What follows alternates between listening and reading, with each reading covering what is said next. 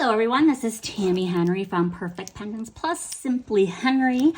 And today we are going to do some things with acrylic pour.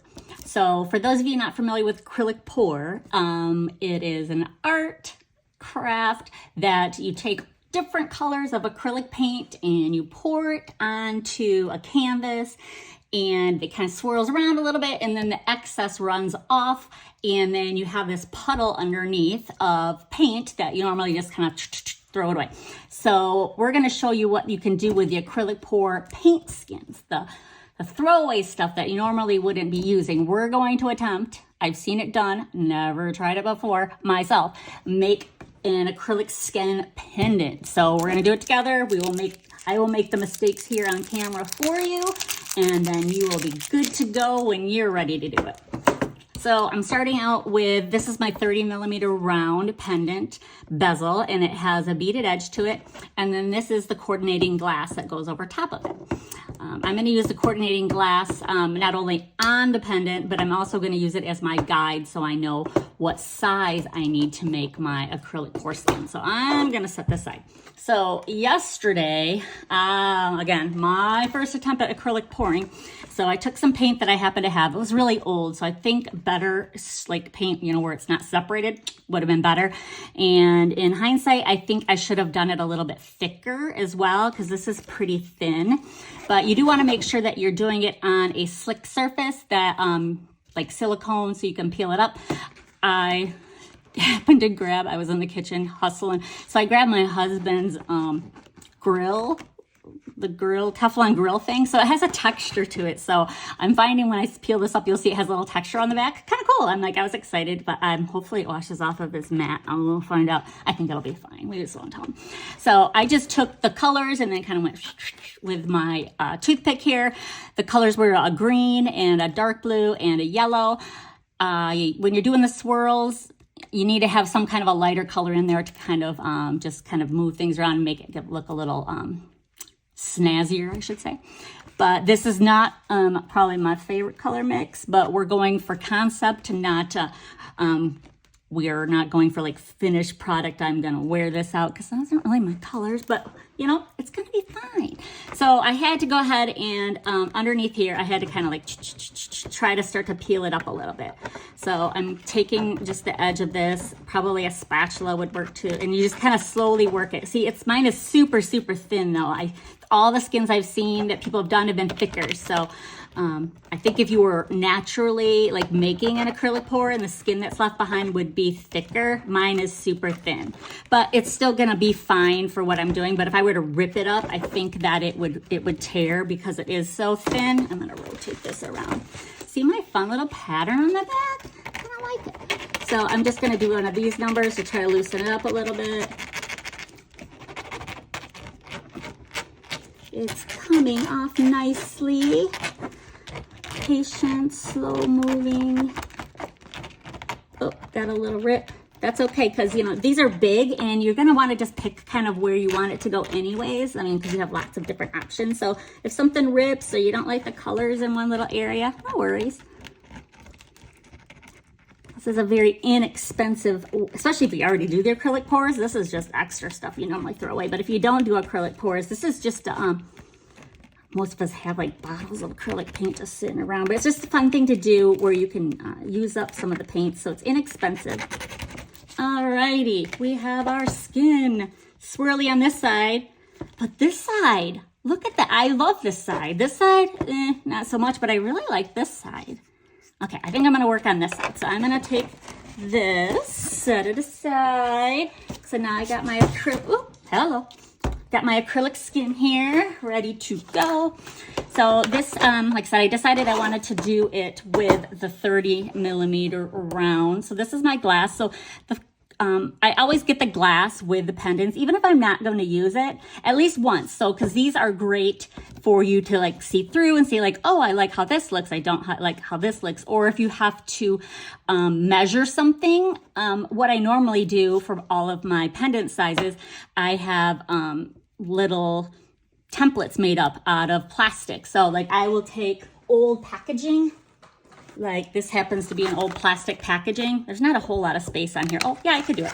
And so then I'll just take it and cut around it, and then I'll keep that little piece of plastic somewhere in an envelope or whatnot. And then I have a little guide so I can use it to cut around it if I need to.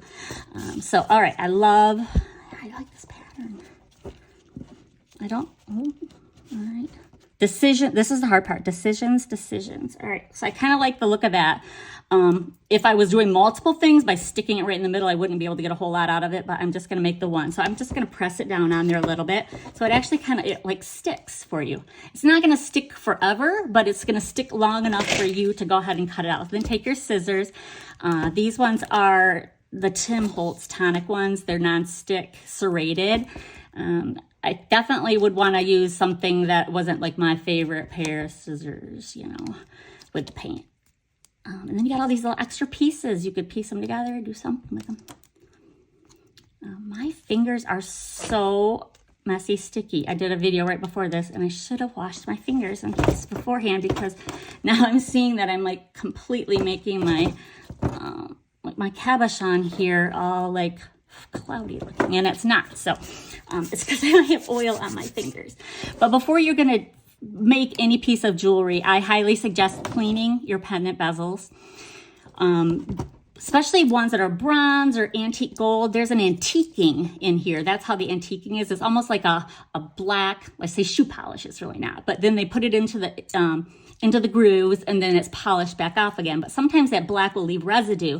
And if you don't take like rubbing alcohol or something and clean that out, then sometimes when you put adhesive in there, it will react with that black that's left behind, and then it will kind of ooze out and make your piece look black. So always kind of clean these first, and then I always usually clean my cabochons first to make sure there's no fingerprints, especially underneath, because you'll be able to wash off the top ones later on, but the underneath ones you're not going to be able to. So I'm going to go ahead and peel, maybe. Hey, you know what? I don't think I have to peel it. It's stuck. It's stuck. I'm going to go with it.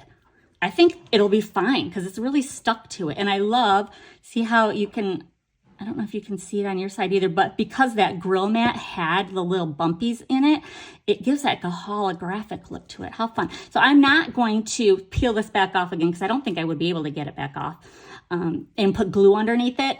If it was coming off really nicely, I would put a little diamond glaze and then put it back on again, but it's not. So when I put the glue into the bottom of the tray, enough will be oozing around the edge that it's gonna hold it in place. So I'm not concerned about that. So now what I'm gonna do is I'm gonna take my diamond glaze. This is what I use most of the time in the bottom of my trays in order to adhere my cabochons in. Some people prefer like E6000, something heavier duty. This has always worked great for me, so I kind of go with what I know, and I've never had anything fall apart, so that works kind of nice. So now I'm going to take that, I'm going to open it up there. Now I'll put the cap back on. So then now you want enough in here that's going to cover everything, but you don't want so much that it's going to ooze out the sides. So, and you'll know, you'll do it once, promise you, you will make it ooze once. So that's about it. As I was kind of moving it around there, I was kind of thinning it out a little bit. And then I still have like a little area here. I'm going to trim a little bit more. Okay. See, and then you got to decide, hey, do I want it to look like this way, this way, this way? I kind of like that. Okay. So then now I'm going to go ahead and take that and set it into the tray. Give it a push. Try to pick it up. That is so pretty. It'd be even prettier if it wasn't all dirty. But yeah, how simple is that, you guys? And beautiful pendant. You can make matching earrings or a bracelet. You can do the same concept with all these little pieces left over. Little earrings to match would be beautiful. Because you got plenty here. So just a fun way to use acrylic pour, whether you already are pouring or you're just pouring organically just for this. And then you're just gonna go ahead and let this sit overnight, make sure it's nice and cured, and then go ahead and then you'll clean off the rest of your glass. And it'll make it look beautiful, but very fun. I hope you enjoyed the tutorial. Again, Tammy Henry from Perfect Pendants and Simply Henry. Happy making.